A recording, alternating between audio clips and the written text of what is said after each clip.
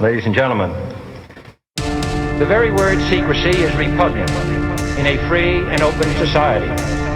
And we are, as a people, inherently and historically opposed to secret societies, to secret oaths, and to secret proceedings. For we are opposed around the world by a monolithic and ruthless conspiracy that relies primarily on covert means for expanding its sphere of influence, on infiltration instead of invasion, on subversion instead of elections, on intimidation instead of free choice.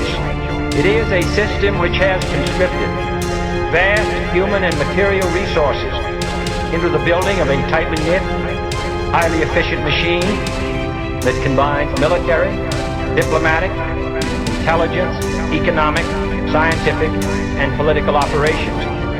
Its preparations are concealed, not published. Its mistakes are buried, not headlined. I am asking your help in the tremendous task of informing and alerting the American people, confident that with your help, man will be what he was born to be, free and independent. And that's that. We can stand up and fight and ride all day through the night. We can make this change right and see our hopes and our dreams come to fruition. It's time to unite as one, calling out to our founding fathers. This is our mission to make you proud. Hey everyone, welcome to another episode of Humanity Awaken Radio. I'm one of your hosts, Brian Bolin, and with me as always is my co-host, Phil McNamara. Hi everybody, how you doing? We have a very special guest tonight, and that guest is the one, the only, Jordan Maxwell. So excited, this is awesome. For everyone listening who doesn't know who Jordan is, Jordan has been around for forever. I mean, he is like the godfather of like all things conspiracy. And Jordan, he's a preeminent researcher and independent scholar in the field of occult and religious philosophy. His interest in these subjects began as far back as 1959. He served for 3.5 years as the religion editor of Truth Seeker magazine, America's oldest free thought journal since 1873. His work exploring the hidden foundations of Western religions and secret societies creates enthusiastic responses from audiences around the world. He has conducted dozens of intensive seminars, hosted his own radio talk shows, guests on more than 600 radio shows, and written, produced, and appeared in numerous television shows, documentaries, including 2-hour specials for the CBS TV network, as well as the internationally acclaimed 5-part Ancient Mystery series, all devoted to understanding ancient religions and their pervasive influence in the world today. His work on the subject of secret societies, both ancient and modern, and their symbols, has fascinated audiences around the world for decades. Considering the rapid moving events of today and the very real hidden religious agendas play in our modern war-torn world, he feels these controversial subjects not only interesting to explore, but too important to ignore. His extraordinary presentations include documents and photographs seldom seen elsewhere. And one of my first experiences with seeing something that Jordan had done was where he was talking about the origins of Hollywood and how it got its name. And I thought that this was so interesting, and Jordan talked about how the name of Hollywood was put together because a magician's wand is taken from a holly tree, and thus we get Hollywood. And that just blew my mind, and it continues to blow my mind today. And with that, I wanted to bring on Jordan Maxwell and just dive more into magic and word origins, secret societies, and the best person I could think to talk to about that is Jordan Maxwell. How are you doing today? Oh, thank you very much, Brian, for having me on. I'm always happy to be with you.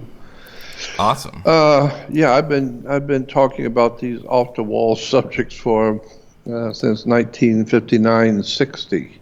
God knows how long ago that was. It was 3 years before Kennedy was assassinated. I was giving lectures in East Los Angeles on secret societies and fraternal orders in politics and religion. And the day Kennedy was assassinated, I was on my way down to East Hollywood to deliver a lecture on the secret societies in world government the day Kennedy was assassinated. And I talked about how presidents and world leaders can be assassinated and killed by secret societies, and nobody will ever know, what the story really was. And so people understand when you talk about mafia and organized crime. Well, that makes sense. We understand. We've seen enough movies that we can visualize organized crime and criminal syndicates and mafia and so forth. But it really has never really occurred to people that that's what your government is like. It's very, very Absolutely. powerful guys that have fraternal ties to each other. They take care of each other. Lawyers cover for each other, cops cover for each other, politicians cover for each other. I mean, even people do it normally at work. You're going to cover it for your boss at work.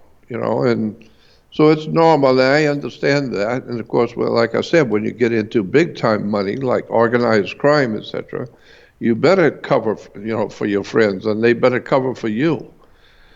And so I've always known that that's what's happening. Doctors cover for each other, politicians cover for each other. And so it became apparent to me at a very early age, in my late teens, that that's what was going on in the world, is that we have the world we live in is actually organized chaos and crime, because while people have to make their way, we have to build bridges and build buildings and have telephones, et cetera, et cetera. That requires people getting organized and getting together. We set up something called the phone company or the gas company or the water and power, and so people work together. And it's all business, like the mafia says. It's just business, just money, and somebody was going to do it. But when you really begin to look at the way the world actually, in fact, works, it's absolutely astounding, because nothing in this world works the way you think it does. Nothing. Banks do not loan money, ever. There are laws that basically say on the books that banks cannot loan any money, ever. The police department does not do what you think it does. Universities and colleges do not do what you think they do. So the bottom line is, I mean, I guess the only one that does what they say they do is the fire department, because they say they put out fires. Well, I know, I've seen them do it, so they are right. But everybody else, any other institution, does not do what you think they do. And the governments do not work the way you think they do. The whole world is totally different, and especially is that really a trip when you start finding out how business works. Commerce. If you look up the word commerce in a law dictionary, look up the word commerce, and you will see that commerce is said to be sexual contact. Anything which is sexual is referred to as commerce. It's a business. It's a supply and demand. It's a business, and that's why if you're getting married, you have to have a marriage license, because it's a business. And so if your business, of course, it is, who you marry is none of my business, thank God, and who I'm sleeping with is none of your business, and so, but it's business, but it's not any of your business, but it's my business. And so, when I see you come out of, say, a restaurant one night with a girl, and I say to you, that girl you were with last night, she's bad company. She's bad company. And you say, look mind your own business. Business, company, and then I find out you're going steady and you're going to get married, and now she's going to be your partner. So you got a partner in business and company. Yeah, the whole idea of relationships between humans is business. But what I'm doing with my friends is none of your business. And so you begin to see how it works, that life is a business. And so then from there you begin to understand, why do we have to have banks? Banks are on both sides of a river. They're called river banks. What does a river bank do? It directs the flow of the currency, because the water is a current. It's an ebb and flow. And so your money is like water. So we say, money goes through your hands like water. No, money is water by law. It's the liquid asset. And it's the cash flow. It's liquidity. Either you got the cash in the flow or you don't, right? Mm-hmm. And so you begin to see how money is considered by international banking as water. And therefore you are like 78 to 80% water in your body. So money is based on your body and the water in your body. Jordan, this to me, when I hear this, like immediately in my head, like I go immediately to how does this all play into magic and the word meanings of how this bigger thing of magic is controlling us through words. Yeah, well, it's really a very dark and deep subject about how banks work. Let me give you an example. First of all, in Western civilization, that's England, America, Western Europe, Australia, New Zealand, Canada, etc., in the Western world, you do not own anything. I don't care if you pay cash for your home or cash for a new car. When you drive it off the lot, you do not own that car. You could have paid full price for it, cash. You do not own it. Period. End of sentence. You have an equitable interest in the car, in that you put down $30,000 in cash to buy a new car. Therefore, you have an interest in the car, at least a $30,000 interest in the car. So if I want that car, I have to give you, something to pay for your interest in the car. You've got money in it, and they're not just going to give it to me.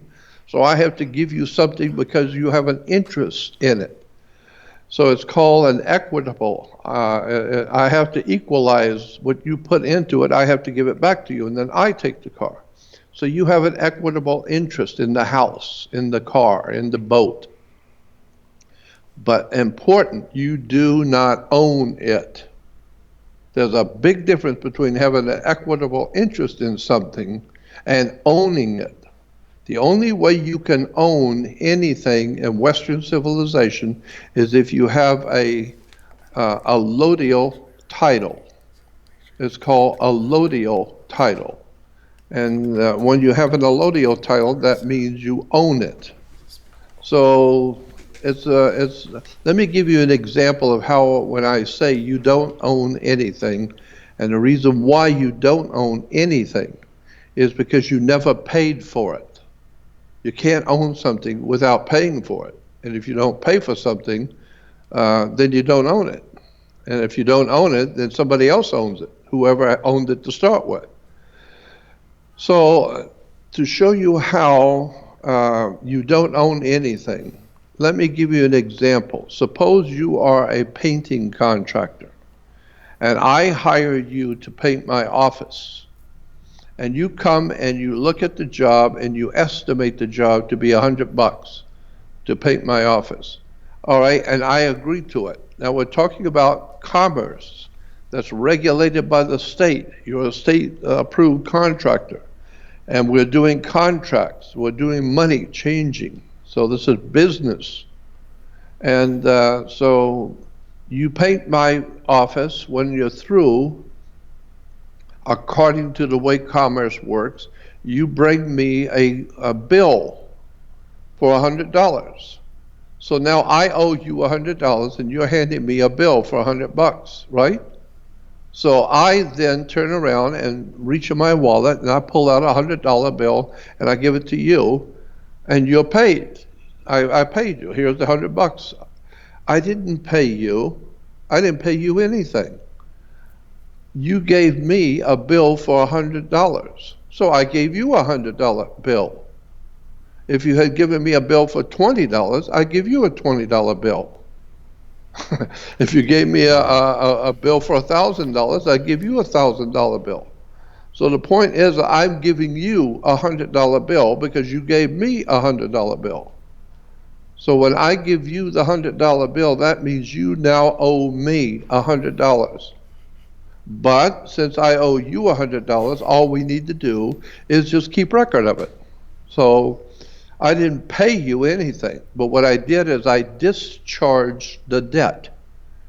So when you're walking across a carpet and you're building up the electricity and you touch a piece of metal and it shocks you, why? Because it was a discharge. So that's why when you're in the military, you don't get kicked out, they discharge you. Because you are electricity and they're discharging you. They're releasing you and letting you go. Why? Because your body is a battery. It's a biological battery that generates electricity. That's why your muscles move. Your body can move because of electricity. It's called biological electricity. And so if you get in trouble with the law and you can't pay the bill, then they will put you into a cell. That's what a battery is referred to, as a cell. So they're going to put you in a cell because you're a biological battery and you're in a cell. So it's all based on, all commerce around the world is based on water. And water is, in relation to water, money is ships. That's what's on water all over the world. So the ancient peoples of the world, and especially in Rome, the ancient peoples realized that there were only two things on the earth. You can talk about all kinds of things that are here, but basically there's only two things on the earth: land and water. So the people live on land, and ships are in the water. So therefore we have two kinds of law: the law of the land, and then we have the law of the sea. The Maritime Admiralty law, which is, the Maritime Admiralty is called the law of the sea, the law of water. And the law of the sea is called banking law. So the idea is that the law of the land is the customs of the people that live on a particular piece of land. So if you're in South Africa, you can do things in South Africa you cannot do in Russia. If you're living in China, there are things you cannot do if you're living in California. So why? Because of the law of the land. The people who live on a particular piece of land have their own customs, the way they do things. And they don't do things the way you do it in Asia. So the law of the land is the custom of the people that live on the land. But the law of the sea is money, cash flow, the liquid asset. And so how does that work? Well, I'll give you an example. Since I said your body is water, about 80% water, all money is based on you and your body. And it's called Maritime Admiralty law. And of course, the big money that's made on water is in ships. So therefore, we have something called today shipping. And then we apply the word ship to everything we do. So we have a citizenship, We have, dealership, friendship, scholarship. I mean, hell, we could go on for an hour. All the different words that we use with the ship, right? Why? Because that's all we are is water. We are floating out there. We're, some people's houses are, quote, underwater. Some people have offshore accounts. Other people are laundering money. The banks are going to put a levy on you. So all the terms in commerce are related to water. Very interesting, especially when you begin to see how this works. When a ship pulls into harbor, where a ship parks is called its berth, B-E-R-T-H.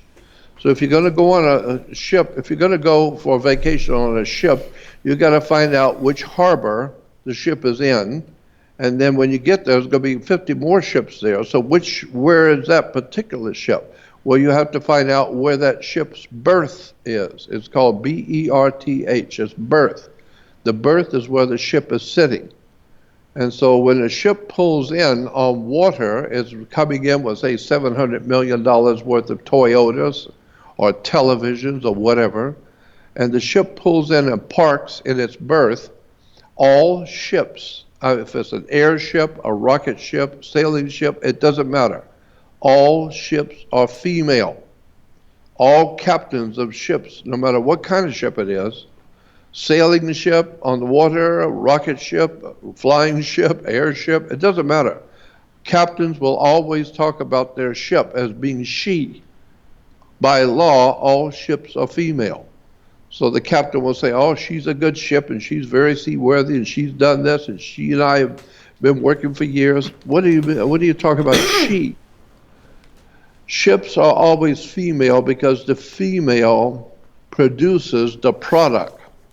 When that airplane lands with 300 people paying $1,000 for a trip, that airplane lands with money. They are shipping the sardines, they're shipping the fish, they're shipping the people, and so it's making money. So therefore, when the ship pulls into a harbor, where it parks is called its berth. And every piece that's being sold, every automobile, every TV, no matter what it is, must have its own paperwork. Every piece coming off that ship must have its own certificate of manifest. In other words, how many doors does it have? Was it green? What color was it? What does it weigh? What's the serial number on it? And does it have air conditioning or what? And so each piece coming out that ship must have what is called a certificate of manifest. Because yesterday it wasn't here, but it manifested today. Here it is. So you got to have a certificate to identify it. So it's called a certificate of manifest. And so each item has to have a certificate. Why? Because it's sitting on the ship, and the ship is in her berth. So that's why when you came down your mother's birth canal and her water broke, you came into the world in water, on water. So therefore, if you want to be born again, like Christians say, then you have to go back and to find a river somewhere or a lake and have them baptize you. Why? Because you got to go back into your mother's water and to be born again. And so when you come out of the ship, when you bring the boat, when you bring the car or the TV, as I said, each item has to have its own certificate. Why? Because it's sitting in her berth. And so it's called a birth certificate. So when you're born, you have to have a birth certificate because your mother was the ship and she delivered the product. And so you have to have a birth certificate. So what you don't know is that your body is on a certificate. It's on a piece of paper in the New York Stock Exchange. And today, your very body, and the body of your wife or girlfriend or child, is actually on the stock market in New York. Your body is being bought and sold and used as collateral. and international business. It's a very interesting study about how commerce really works. And all of this is, of course, connected to the fact that the United States originally in 1776, when the United States was founded, incidentally, the United States was founded as a republic. It never was a democracy.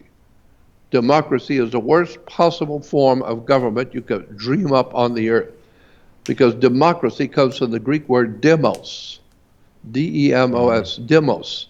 A demos is a crowd out in the street. And so when you see a riot going on, we call it a demonstration. Why? Because they are demonstrating, demo, meaning there's a riot out in the street. Well, that's a hell of a government.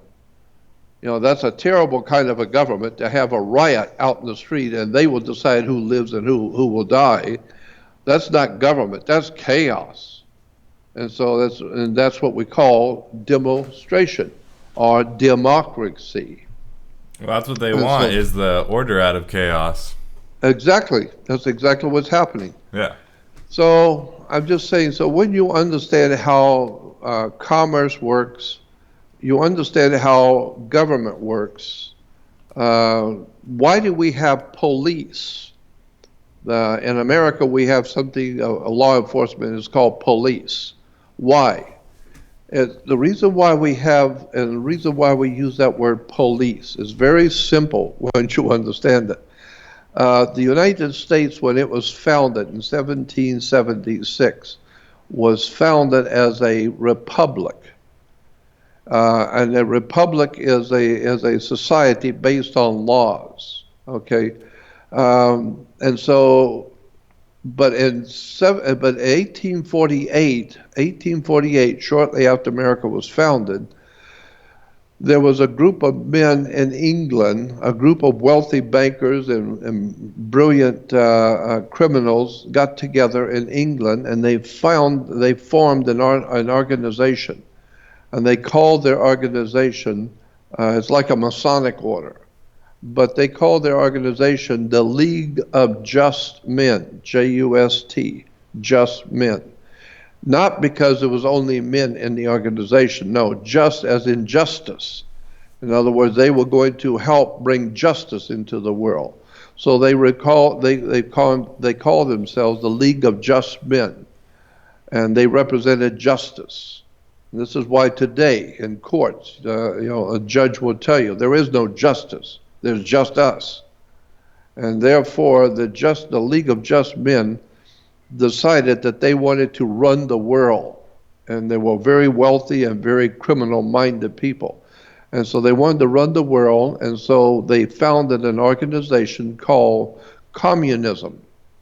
And they promoted the idea of everybody getting together into one organization, to one idea. Everyone works together for one organization. And so they helped to overthrow the United States government back in 1848, 1846, 47, and 48. And then, of course, in the 1860, ultimately, that led to the Civil War. Well, here's what you need to know, that after the Civil War was over, there was no United States of America at all. The United States of America did not exist after the Civil War. Why? Simple. Because hundreds of thousands of men killed each other in the United States. So we were a lot of things, but not united. We were not any longer united. We were at enemies. The war against the North and the South, killing each other. We were not united. We're at war. So therefore, when the war was over, we're not united anymore. We killed each other. We've been murdering each other. There's too much hatred and too much bloodshed. So we're not united anymore. Therefore, the United States no longer existed after the Civil War. However, the people are still here. So if the people are still here and there's no longer a United States of America, then what are you going to do with them? What are you going to do? How are you going to organize this? because your government is gone. So what they decided to do, some very wealthy and clever men, what they decided to do was form a company, a corporation, and incorporate it in Delaware Corporation. So they incorporated, they got together and decided to form a company, a big corporation, and they call that corporation the United States. United States Corporation. Not the United States of America Republic. No, the United States Corporation. And it's a company, it's a corporation. And therefore, they said that anyone that would be a member of their corporation would be called a citizen.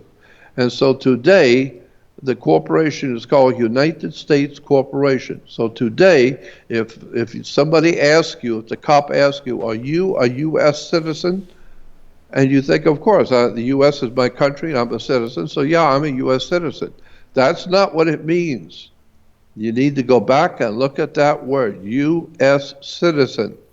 U.S. is not the United States of America, that's USA. United States Corporation, incorporated in Delaware back in the 1870s, 1870, 71. A corporation was founded, a company like Sears, like Exxon Oil, it's like General Electric. It's just a big corporation. Well, according to corporate law, all corporations have to have a president. Okay, so we got a president of the corporation. All corporations have to have a vice president. That's the law. Okay, so we got a vice president. And all corporations must have a secretary treasurer. That's corporate law. So, okay, so we got a secretary treasurer. So therefore, Obama and Bush and all the other Marxist, Leninist, Soviet communist, treasonous criminals, they were presidents of a corporation. They're not the president of the United States of America, because there is no president. There is no United States of America, so how could you have a president of the United States of America? So you have a whole new kind of government called the United States government, which is a company, it's a corporation, it's a business. And so when I see young people signing up for military duty, and I'm thinking, wait a minute, what are you talking about, duty? You need to talk to a 67 or 70-year-old man like me when you want to talk about business and government. Because young people are told, well, you have a duty to America. You have a duty. You don't have a duty. What are you talking about, duty? I might as well tell you, you have a duty to Ford Motor Company. They need somebody to go out and work for free and go in the jungles and try and find some rubber for their company, and you have a duty. You need to go do that for Ford, for General Electric. Yeah, General Motors needs you, and so you've got a duty. But what do you mean you've got a duty to go to war for your country? You're not going to duty for the United States of America. You're not going to war. You're going to war for the corporation, the company. And if you've got any brains at all, you might want to start looking at who owns the United States. Huh? Who owns the corporation called United States, which actually, in fact, owns you and your body on the New York Stock Exchange? You need to start looking at this and seeing what's really going on here, how this world really works. Now, let me get back to what I was talking about. I said, where does the word police come from? All right, United States is now no longer the United States of America. Freedom and liberty and justice for all is gone. It's gone during the Civil War. It's over. And so in 1871, we now have a company, a corporation. And the corporation has a president, right? And so a company like General Electric or General Motors or Ford Motor Company or whatever, they have they cannot make laws. I mean, Sears or some big corporation in your town cannot make a law for everybody in the town. It's ludicrous. They can't make a law. They can have their own policy in their company, but they can't make a law in town. So there is no such a thing as a law as such. We merely have what is called public policy, meaning that if you're going to work for Ford Motor Company, and what they tell you that what time you have to be at work, what time you can get off, how long you can take for lunch, how many breaks you can take, etc. Those are not laws written down in laws under the Constitution. No, they're just the policy of the company. So they have policies. So now you have what is called policy makers. The politicians make policy. And so when the politicians decide what the policy will be for the corporation, you need to have in-house security to make sure people know that you're supposed to be here at 7 o'clock, not 9, and you leave at 4 o'clock, not 3. And so we have in-house securities for the policy from the politicians, and we call them police. So the police are the armed forces who enforce the policy for the politicians, police. So the police are merely enforcing a policy. It's not the law. There is no law. It's only a policy. But how do they make that policy become law to you? It is the way you spell your name. There are two ways to spell your name. One is uppercase and lower. Capital letter, then lowercase, capital letter, and lowercase. Anytime you spell your name that way, your name represents your flesh and blood body. So your flesh and blood body is represented when you write your name capital, like me, capital J, then lowercase Jordan, the capital letter, then lowercase, capital letter, lowercase. That represents your physical flesh and blood body. But if you're working for the corporation and you are a U.S. citizen, then your name is in all capital letters. All capital letters means that you are a member of, an employee of a corporation. That's why on your driver's license, insurance cards, your bills, gas bill, your credit card bills, I don't care what it is. If it's a bill of any kind, if it's a piece of business of any kind, your name must be by law in all capital letters. Because there is no law that's connected to you. Your flesh and body is under no law. Your mother can't even control you. Your parents didn't even have a way of controlling you. They don't know what you're thinking or what you're doing. So if your own mother and your father couldn't control you, and they can't, and your wife can't control you, and you can't control your children or the people around you, then obviously nobody can control anybody else. So how does the government do it? Very clever. They make two of you. They make one which is private that nobody can control, that's private. And then there's a public you. So now there's two of you. One is controllable because it's in the public venue. So in other words, so what I mean is that when you are dealing with your friend and nobody knows that he's there, just you and him, and you're making a deal between you and him, nobody even knows he's there, nobody knows who he is, and nobody cares. That's private between the two of you. But if you're going to put a lot of money together and open up a business, now it's business. Now you're going public. And now you're doing things together in the public. So now your name must be in all capital letters. Because you're now going to capitalize, meaning you're going to be making money. And therefore you have to have contracts. And the reason why is because it goes back to maritime admiralty law. It goes back to British law, English maritime admiralty, British law. Reason why it's called British, because there's a world of difference between being British and English. Two different words. English is a bloodline. But British comes from a Hebrew word, a Jewish word, Bret, B-R-E-T-H, Bret. A Bret in Hebrew is a contract. So if you're going to buy a home in Israel, you're going to buy a new car, you have to sign a Bret. A B-R-E-T-H, a Bret is a contract or a covenant.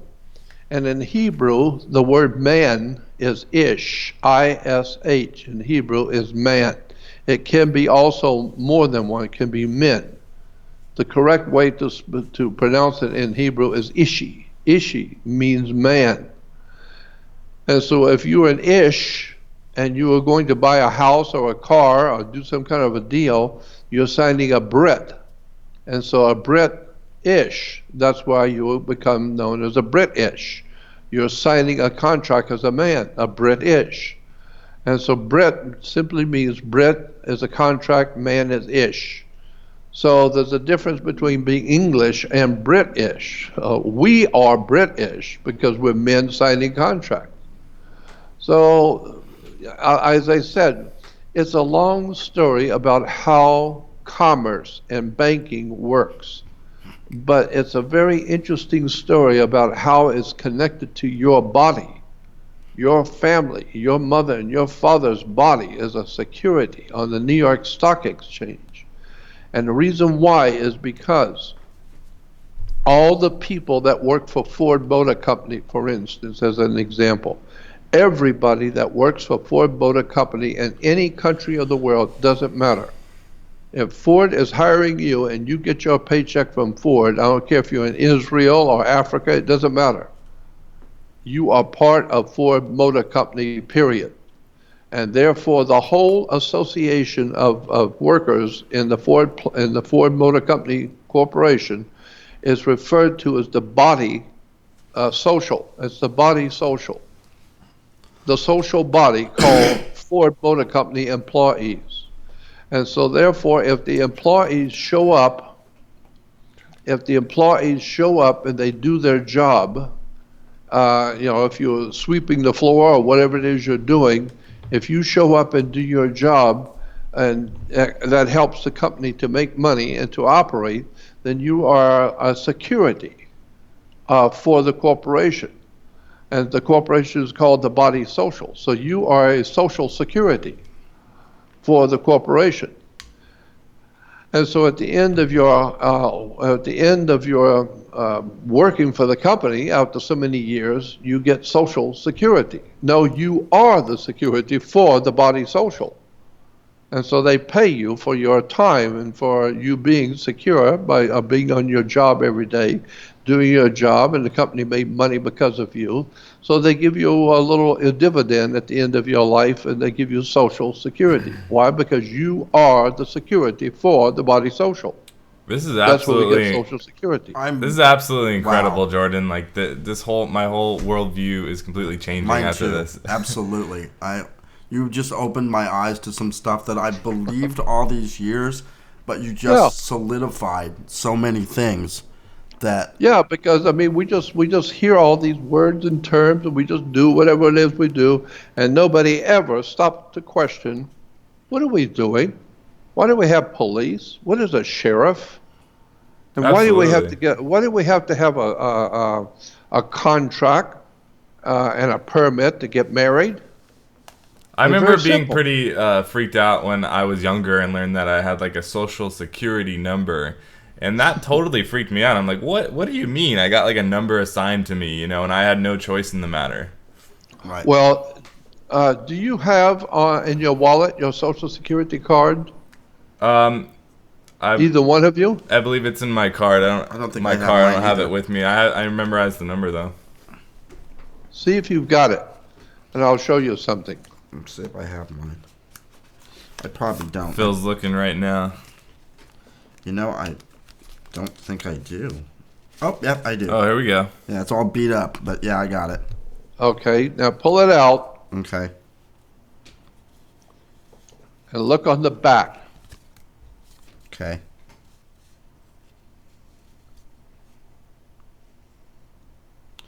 Do you see a set of numbers on the back?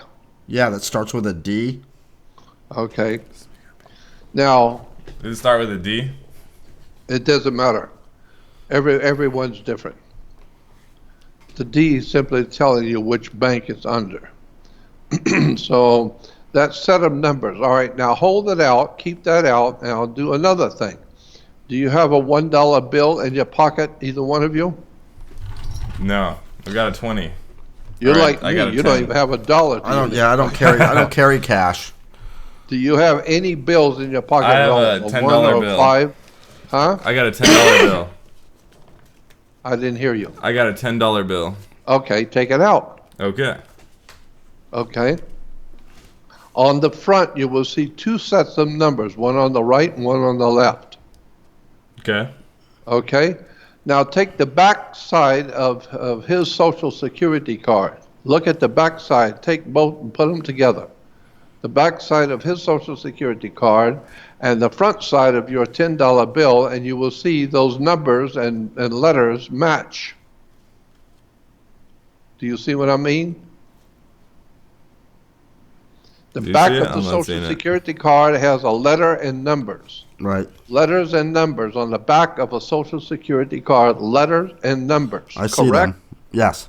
Okay. What is on the $10 bill if it isn't a letter and numbers? Correct.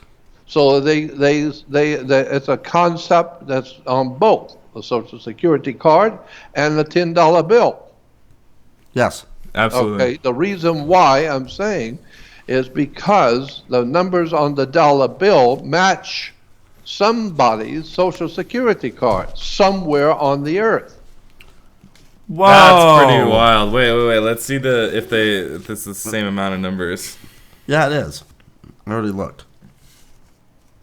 I never So thought of that. So from now on, when you're getting money, when you're doing business and getting money, check the serial number on the bill and see if it's your Social Security number on the bill. So we are if it literally in happens by currency. chance to be your Social Security number on the bill, then that means that money is based on your personal body, on your flesh and blood. The blood in you is represented by that bill. That's your money. Why? Because the serial number matches your Social Security. And so your Social Security, your body, is a security for the body social, Mind the blown. corporation. Jordan, how does this play into the bigger picture of what we were talking about a little bit before we started the show about your latest research into the Illuminati and what's going on with all of that?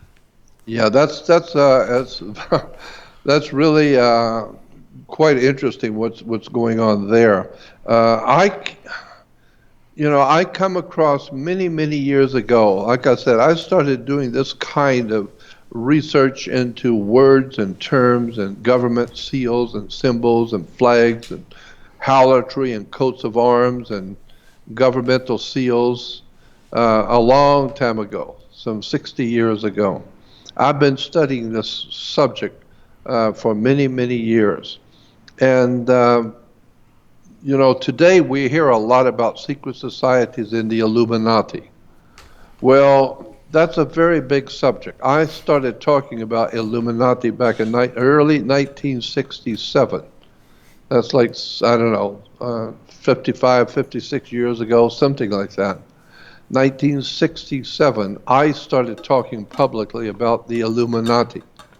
And I was talking in Hollywood. I was doing lectures all over Hollywood and motion picture studios. I was giving lectures in downtown Hollywood on secret societies, Knights Templars, the Federal Reserve, National Treasure, the Constitution, the Bill of Rights, etc., etc. And so it caught on in Hollywood. People began to, recognize me in my lectures. And I started getting inquiries from Hollywood, from directors and producers, and especially writers, motion picture writers and producers. And I was talking to movie stars all the time. I would give lectures, and there'd be major movie stars would show up, and they're just interested to hear the bullshit that I'm talking about, the craziness. And then they would tell other movie stars, and then they would tell directors. And I get phone calls from, and so eventually, talking about this enough back in the late 60s, 70s, especially in the 70s and 80s in Hollywood, it finally started to sink in. And now Hollywood is making movies like National Treasure and Da Vinci Code and all of that, where Tom Hanks is an expert on symbols and emblems and secret societies. I don't know where they got that from. And I think they got it from you. yeah, and so, but a lot of people in Hollywood know about these subjects and are writing about them. And of course, like History Channel and Discovery Channel are, making all kinds of television shows about the Knights Templars and all that kind of stuff. I was doing that back before there was a History Channel, before it even existed. You were the History Channel before Yeah, they yeah. had that. So Incredible. So the point being is that there's a big story here about who runs the planet, who owns the planet, and where did we come from, and who owns us, and what are we talking about slavery and why, how explain how we humans are on the stock market. And that's true because, if your daughter is getting married, and she's marrying a boy that comes from a wealthy family, we say, well, my daughter's getting married, and the guy she's marrying, he comes from good stock. Good stock? What is she doing, marrying a cow? No, she's marrying someone from a wealthy family. And so he has stock. He is himself good stock. Why? Because he represents a lot of money. And so the word stock becomes the stock market, and stock is usually animals. Well, that's what we are. We're just a bunch of animals. Some of us come from good stock, and the others are just common stock. And 90% of us in America, we're just common stock.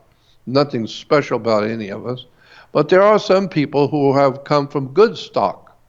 And so we are, in point of fact, stock. And that's why if you are looking for a job, you don't go to the stock market. You go to human resource, because that's all you are, is a resource. Cows are nothing but a resource. They're made into hamburger, and they can make $10,000 off the right cow if it's big enough. And so you're just looking at the cow as a piece of business, and he's a stock. And so that's what you are. You are a stock.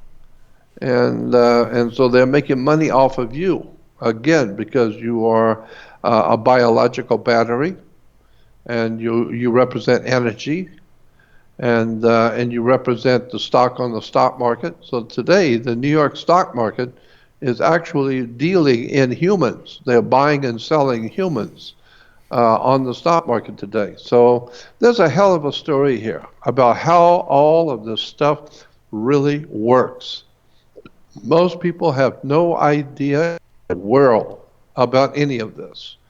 But once you sit and listen to about 4 hours to somebody explain in detail how a bank works, how government works, how society operates, and what the law, then you find out why you need to get a license when you get married, because it's just a business. Like I said, who I marry is none of your business.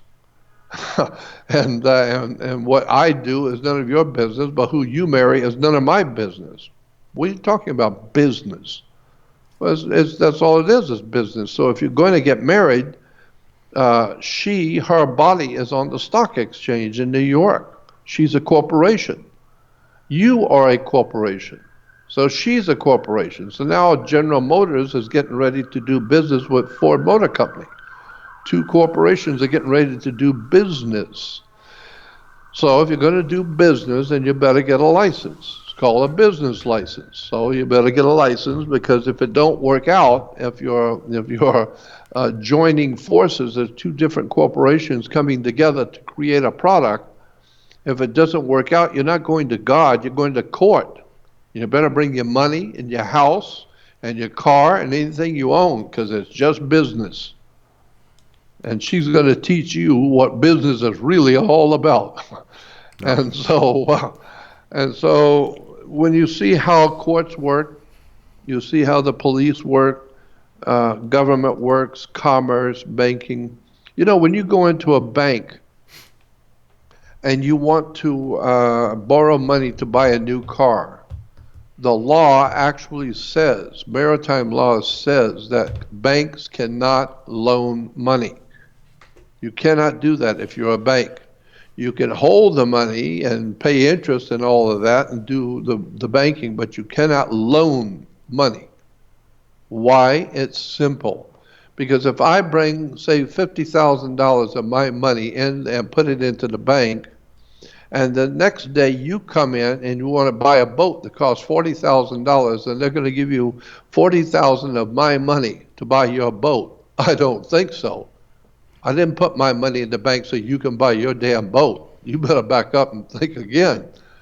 I'm not giving you my money to buy your boat. Well, where does the bank, how does the bank, if you go in to buy a new car and it costs you $30,000, and I just put $120,000 in yesterday, they're going to give you $30,000 of my money to buy your car? I don't think so. And so, well, where are they getting the money then? How are they giving you $30,000? Oh, well, it's different. Here's the way they do that. When you go in to buy a new car, they have paperwork. The contract is a paperwork on the car. The paperwork on that car, first of all, it tells you how much the car is worth. Why? Because they have what is called a, what's the word? The guy who decides how much a piece of property is worth, an appraiser. They have a state appraiser appraising that new car that came off the ship last week. He appraised that car at $31,000. Therefore, the paperwork that represents that car is worth $31,000 in business. That paper in your hands is worth $31,000.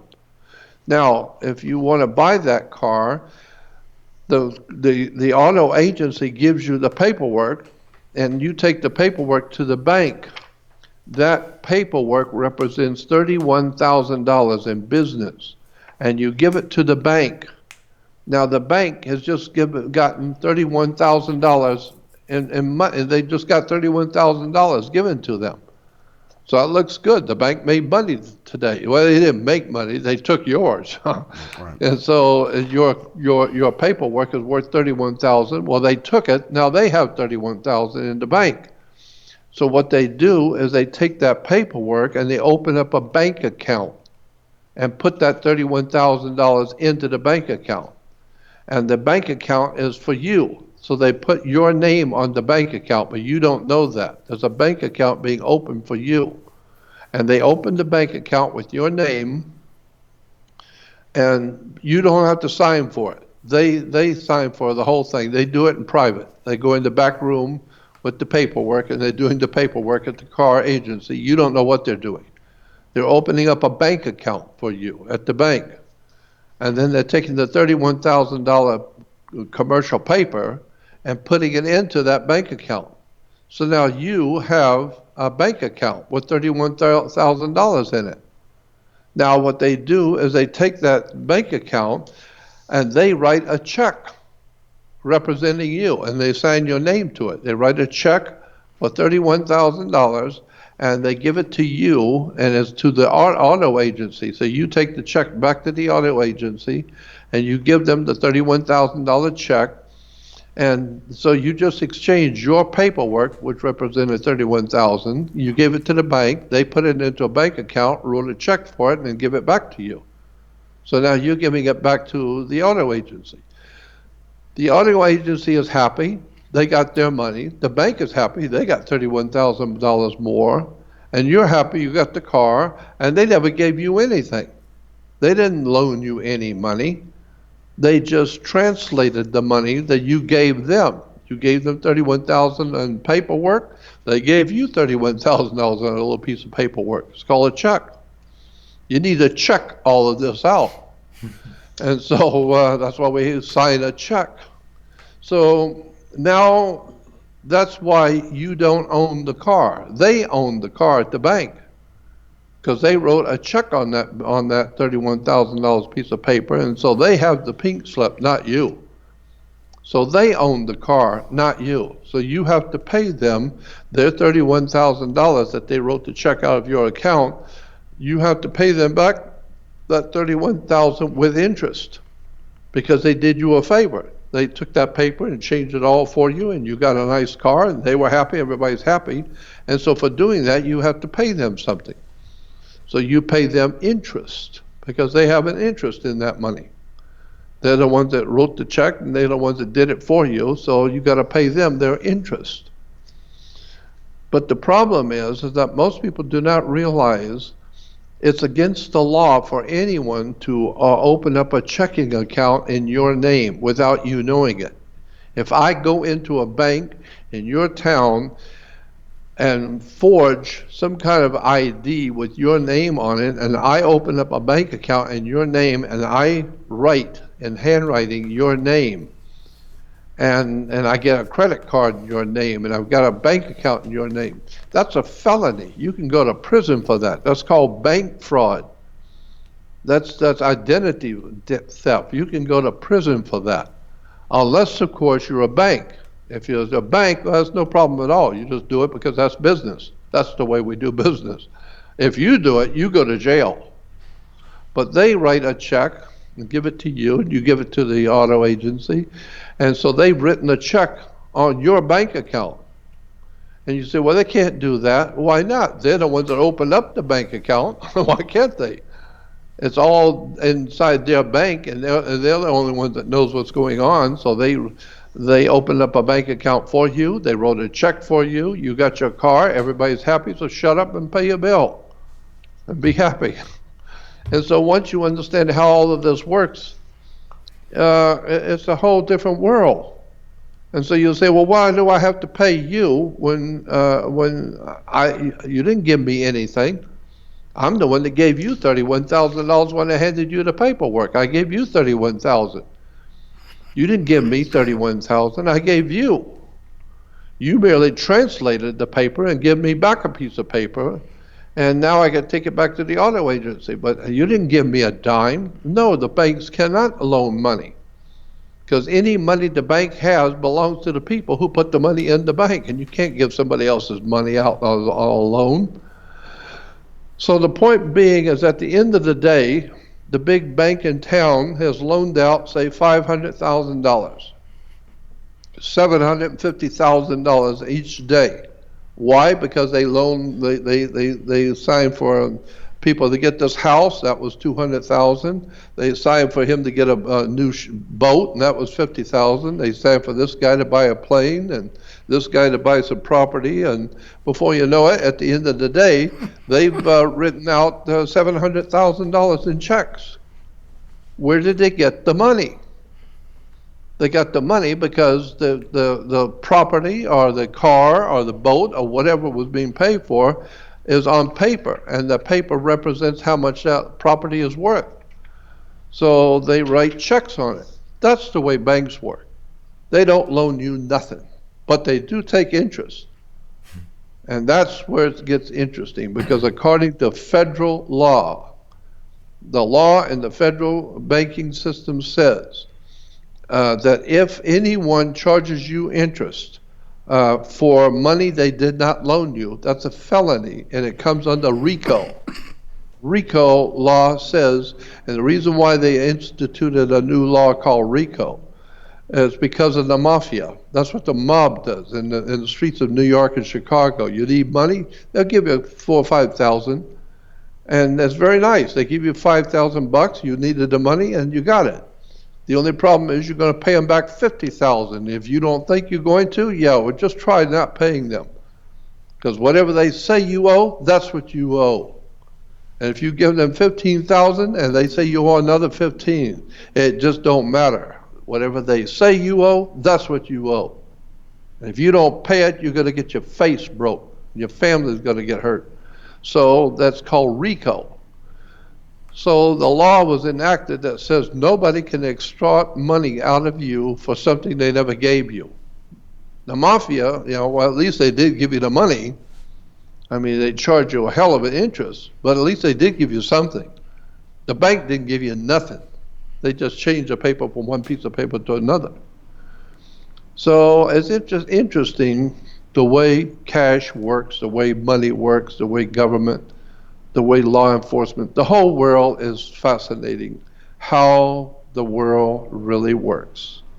And wait till you get into religion and begin to see the connections between Islam and Judaism and Christianity and where these religions have come from, what they're based on, and who these gods are that mankind is worshiping. Boy, that's when it really gets interesting. It's fascinating.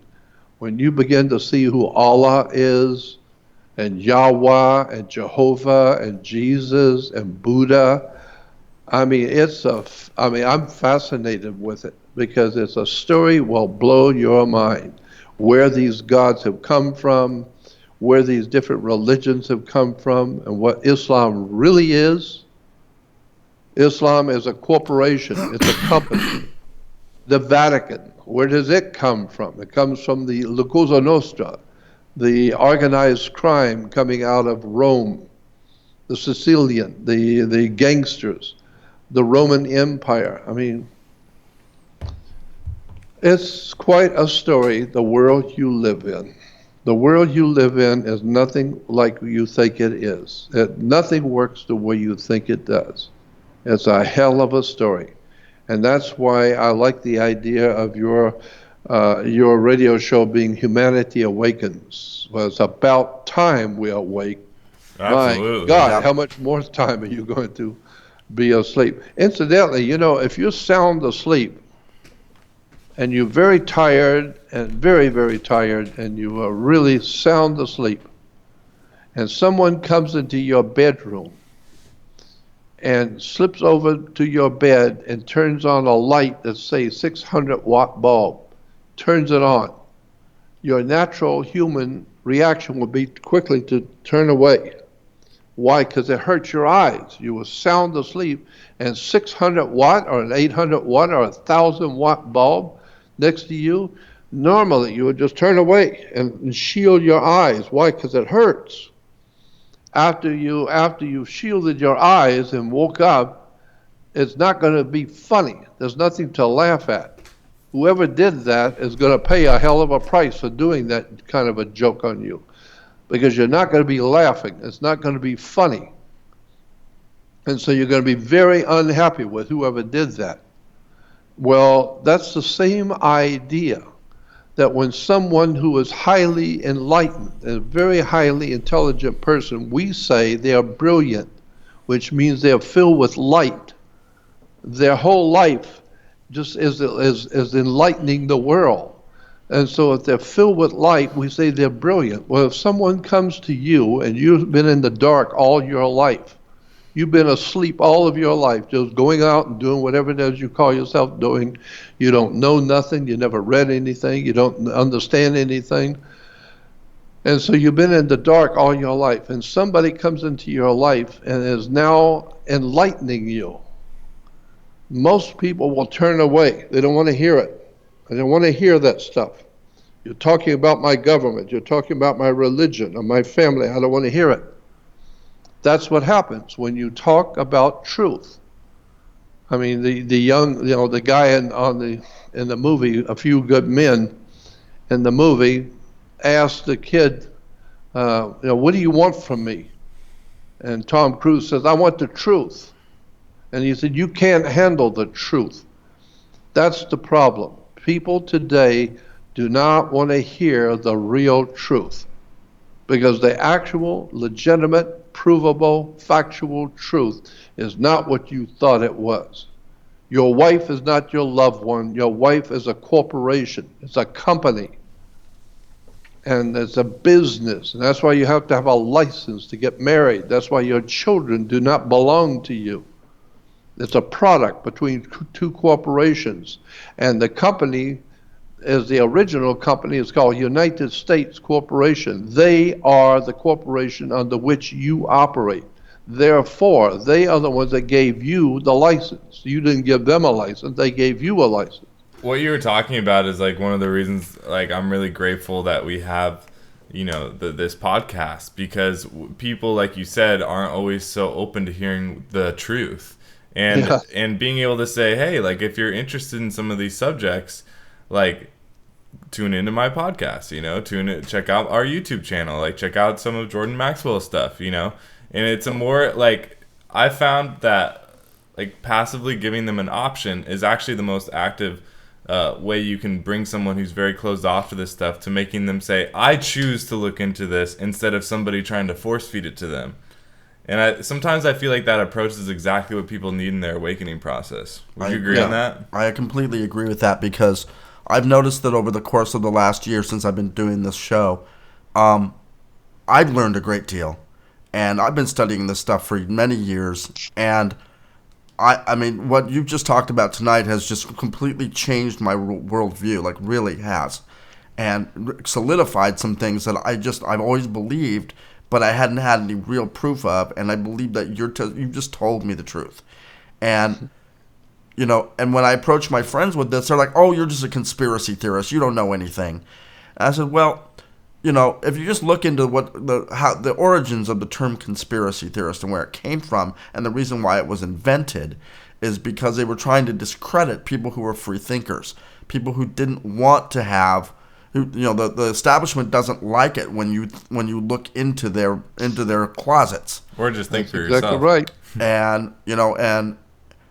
And now that we're in a situation in the world where it looks like a lot of closet doors are being opened. Yeah, well, I just remember my dad was the same way.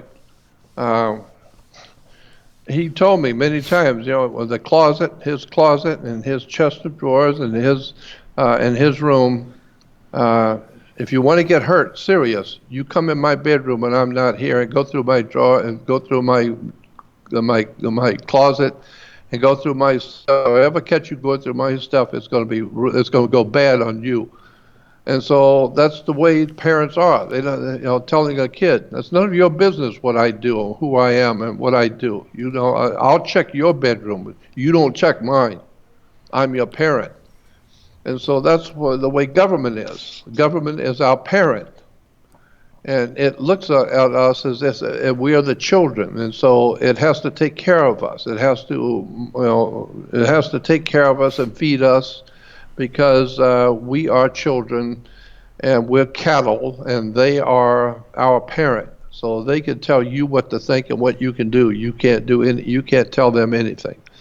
And going back to the way you sign your name, I said that when you sign your name upper and lowercase, that is your flesh and blood body, and there is no law, there is no bill, there is no business can be done with a name upper and lowercase. You cannot do business with anyone who signs upper and lowercase. That's the law. You cannot do any business with them. If you're going to have a bank account, you're going to pay your gas bill, you're going to pay your insurance, you pay a ticket, it must be in all capital letters. Is that why they make you write your name out above where you sign? Exactly. Oh my God. Yep. And so why? It's because upper and lowercase represents you, the living person, flesh and blood, upper and lowercase. But the corporation, which you are a company, you may be bad company or a good company, but you're a company. And so since you're a company, you have to have all capital letters. And that's a company. Why? Because when you go by a cemetery and graveyards, you will see on the tombstones, the names are in all capital letters. We call them corpses. Why? Because they're a corporation. And now they're out of business, of course. So they're a defunct corporation. They were in business, but now it's none of your business, but they're out of business. And so their name is on the tombstone in all capital letters because they were a corporation, a company. And that guy in particular was bad company. And these people over here were good company. It doesn't matter. They were a company. That made me feel physically ill when you said that, because it just hit me so hard. Yeah, me too. So Jordan, I have a question for you. Who do you believe at this point is actually running the show? Oh yeah. No, that's good. That's good. That's a subjective opinion. I mean, I can just give you my opinion. Okay. I mean, what do I know? Right. I've only been looking at it for 60 years, so I have no idea. But I mean, I'll give you my opinion. I think the bottom line in this world, of the real powers at the top are the Jesuits in the Catholic Church. I think the Jesuit priesthood are the real scumbags at the top of the heap. The guys who are running the planet today, all the nations of the world, international banking cartels, all the international diplomacy going on between nations and peoples and wars. The Jesuits are behind all of this stuff. They are brilliant people. And the Black Pope, there's a guy who heads the Jesuits. He's called the Jesuit General. And the Jesuits are a priesthood, but they are a military order. They're purely military, and they exist for one reason only. The Jesuits are in existence for one reason only, to make damn sure nobody messes with the Holy Father. Nobody messes with the corporation called the Vatican. Nobody. I don't care if it's Russia, China, Africa, it doesn't matter. Nobody bucks the powers that be in Rome. When Rome says something, the Holy Father says something, that's the way it is. If you don't like it, because the Holy Father represents God, and he's our Holy Father. Therefore, you might say he is a Godfather. And the Godfather decides what you're going to do, and you bet your ass he'll do it. Because he has men in the streets, and that's all they do is break people's faces and break your legs. And so we call them soldiers. And so, the Vatican operates like the mafia. No, actually, the mafia operates like the Vatican, and it's a ancient system of government and underworld activity, money, corruption, government. And at the bottom of the Vatican, which is Rome, the ancient Roman Empire, behind the ancient Roman Empire is a particular priesthood. They're called Jesuits. And that's a really big subject, who the Jesuits are. And now when you find out that all the presidents of the United States were Jesuit trained, in Washington, D.C., there are different Jesuit universities. The Jesuits own the universities. They will not allow anyone to teach there but Jesuits. And it's some of the Jesuit universities in Washington, D.C. One is called George Washington University. One's called George Washington. What's some of the others? I don't know. Off the top of my head, I can't remember right now. But you find out the Jesuit-owned and Jesuit-run universities in Washington, D.C. Then go on the web and see who the top alumni is and who the top people in government that graduated from that university. And you will see all the names of presidents of the United States, the vice presidents, the top senators and congressmen, and the top people in the cabinet of the different presidents. They all came from Jesuit universities all the way down the line. So that should tell you something about the Jesuits. They are training the leaders of the United States corporation. It's just a business. That's incredible. Because I've heard everything from, the Rothschilds, the Rockefellers, there's the extraterrestrial influence that's obviously present here. I have no doubt. The Encyclopedia Judica, the Jewish encyclopedia, under the heading of Rothschild. Go to the library and get the Jewish encyclopedia and look under Rothschild.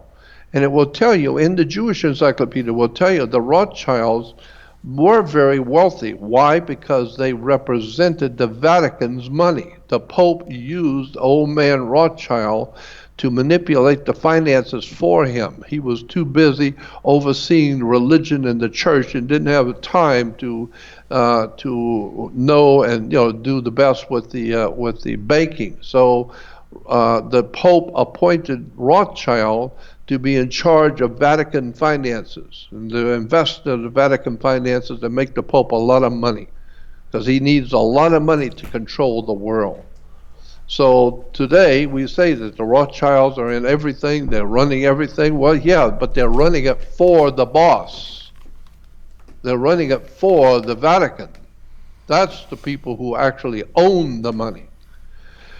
And when you're running a big corporation for extremely powerful people like the Vatican, you can make a lot of money too. Of course, your $100 million a year you make, you can live in an incredible mansion, but that is nothing compared to what the Vatican makes around the earth. They're making hundreds of billions while you're making 100 million. No, they're making the real money. They're putting the Russians against the Americans. They're putting the Chinese against the Asians. They're putting one country against another. They're inciting wars, international conflicts. They're making enormous amounts of money. And of course, they also have priests who are at the confessionals, and the priests are hearing the confessions of politicians and presidents and senators and congressmen. So the priests who are doing the confessions know which ones are gay, which ones are raping, and who's doing what and who's doing who. And so then they tell the Holy Father. So when the president goes over to talk to the Holy Father in Rome, and they had a nice conversation for 45 minutes, because the Pope reminded the president, we know what you did with those boys. We got that all on tape. We know what you did. So just remember, if I ask you to do something, you just remember what I know and what I can put out there. I'm not going to put it out, but I'll have the New York Times put it out. So just remember, I know what you did. I got pictures of it. My priest have told me what you did. You went to confession? Yeah, well, I know what you did. So just remember that when I ask you to do something for me. So it sounds like the blackmail is blackmail is completely widespread, and it kind of keeps everyone in their little corner. And I hear it like some Pizzagate in there. I don't know if that plays into what you're talking about, though. Well, I've got a really hot subject. And I'll go with this. On my website, which is Jordan Maxwell Show, SHOW, very simple, jordanmaxwellshow.com. When you go to jordanmaxwellshow.com, it's a little podcast website. On that podcast website, I have a bunch of old radio shows I've done, podcasts that you can go back and listen to. But on Jordan Maxwell Show, I have another website. That is called the Research Society website. The reason why I have that on my original website, Jordan Maxwell Show, is because I've been told by lawyers, some lawyer friends of mine have warned me, that if you are a public figure and you're used to speaking in public, which I am, you can get in trouble talking about certain subjects that you're not supposed to talk about in public. And so you can get in trouble. And here's the way they explained it to me, that if you go with about 8 or 10 friends to dinner one night in a restaurant, you're sitting in the back of the restaurant, 10 of you having dinner, you can use any language that your friends will allow. You can say anything about anybody, call anybody any name you want, no matter how bad it is, no matter what words you use to describe people. As long as your friends don't mind, you can say anything you want, because the government doesn't care what you say. That's a private conversation. So you can call anybody anything you want, say anything, no matter how derogatory, how bad it is. Nobody cares. That's private conversation. But if you go out the next day and go on a radio show and talk about somebody like you did last night at the table, now that's public. Now the government comes in, because governments are empowered to protect the people. Governments are empowered to protect the people. And so they protect you from having anyone go out and call you names and have, you can't go out and call people stuff you used to many years ago. You can't get away with it today. Why? Because the government will not allow it. You can get in trouble for doing that. So therefore, I am told by a lawyer, friends of mine, that if you're going to talk about subjects that might possibly get you in trouble, and there are those subjects. I mean, you talk about freedom of speech. The reason you have freedom of speech in America is because nobody knows nothing. And as long as nobody really knows what's going on, you can have all the freedom of speech you want. But if you know something you're not supposed to know, if you happen by chance to have some information that's truly devastating information about some mafia guy who killed someone or somebody you saw do something that was related to someone's death and you saw it with your own eyes, yeah, we have freedom of speech. Well, go out and talk about that person in public. Go out on the radio and talk about what you saw them do and what happened and who they killed and watch what happens to you. So no, we don't have freedom of speech. You have freedom of speech as long as you talk about things that are not important. But if you know something you're not supposed to about the mafia, you better keep your mouth shut. Because if they find out that you know something you're not supposed to know, you're in danger. So they have to give you a different name and give you a witness protection program and get you out of town because somebody's going to kill you to protect the organization. So my point being is that if you are a radio talk show host or if you are on the radio and you're going to talk about something important, you better watch what you're saying. You better watch your mouth because you can get in trouble. Not just with the cops and the police, but if you say something about some guy, he's liable to kill you. You never know what. I think never that know. Walking that fine line is extremely important when talking about these things. And it's like the truth needs to be told. But, I believe that there's a way to do it in a tactful way. And, doing it in a way that people can reciprocate with. And, just having tact with how we do it. Yeah. It's about passing on information, but doing it in such a way that you're not accusing anybody specifically. Well, that's right.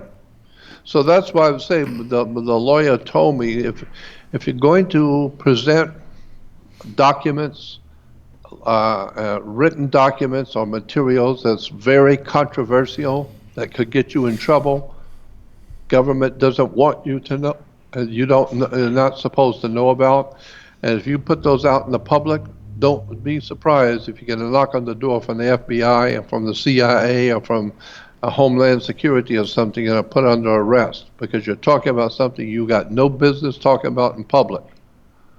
And you can go to prison for that. So I am told by my lawyers that if you're going to have stuff on your website that's going to be really controversial, really interesting stuff that people don't know, you better make it private. You better talk privately in the restaurant between your friends in the corner, not in the public. Mm. And so the way you do that, I'm told the way you do that is you form a second website. And on that website, you have people join the website purposely. So you have to have them pay to join, which means that they are now in a private relationship with you. They have paid to be a part of your private group that you talk to. Now anything you say on that website, you're protected. You're protected by it, and they are listening to and reading something they're not supposed to know about, so they're protected as long as they keep it to themselves. Right? Now if I got something on that's very dangerous and you go on and read it, then you go out and talk about it in public, I'm not in trouble. You're in trouble. You're the one that made it public, not me. I kept it private. Gotcha. And I like that little loophole. So that's what I'm saying. I now have a private research website called Research Society. So if you want to join my research society, where I've got all of my dark stuff, all the audio, video, research papers, documents, articles, pictures, diagrams, all kinds of stuff I've been looking at all my life, and I've got tons of stuff on there. I've got a huge amount of stuff getting ready to go up. I got like 4 terabytes, a 4 terabyte external hard drive filled with knowledge that most people have no idea about at all. 4,000 gigs. That's incredible, Jordan. I mean, I'm a music producer for a living, and I have a 1 terabyte hard drive that I've been using to record artists with the past couple of years, and I'm not even close to filling that up halfway. So the fact that you're saying you have 4 terabytes full of information is absolutely incredible. That's I've astounding. got 4 terabytes of research documents, pictures, documents, letters, private letters, pictures, all kinds of strange off-the-wall information about stuff that happens in life. About the government, about banking, about the police department, about government, about wars, and who's financing who, and where does it come from, and what does it mean. Just an extraordinary amount of material that I could get in trouble for, and some of it. And so I put it all into private. So I'm just saying that private research is called Research Society website. I charge $30 for a one-time lifetime subscription, for $30 one time, which helps me to pay my webmaster and keep the website on the web, because it costs money.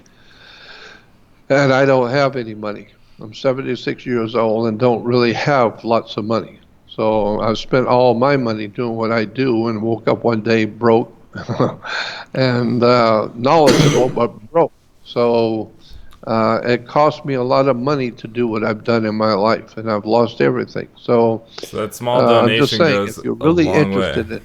if you're really interested in this kind of thing I'm talking about, then go on my website, Jordan Maxwell Show, and join my research society.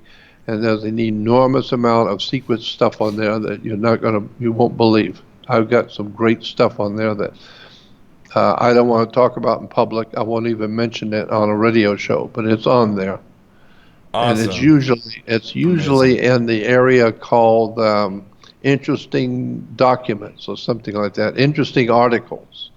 I've got a section called interesting articles. Some of those articles can get you put in jail if people if the government finds out you have those articles, you have those laws, and that kind of paperwork. But I'm making it out there privately. I'm putting it out privately. Well, I know I'm most likely going to join right after this show. Yeah, me too. I mean, if you guys are looking for the deep stuff, Jordan's got the goods. But Jordan, I want to thank you so much for coming on the show tonight. This has been absolutely amazing. incredible. Wow. We're going to have to get you on again in the future. Yeah, I find it to be fun, and I enjoy talking to people who want to know. That's the problem in this world. Too many people don't want to know. And so there's none so blind as those who choose not to see. And so too many people in this world don't know anything. Why? Because they don't want to know. They're not interested to know. They don't want to hear it. They don't want to hear anything. So when they get in trouble and they get ripped off or they're thrown into prison, now they want to find out what's going on. Why are they in jail and prison? Well, you should have woke up a long time ago and figured out how the world really works.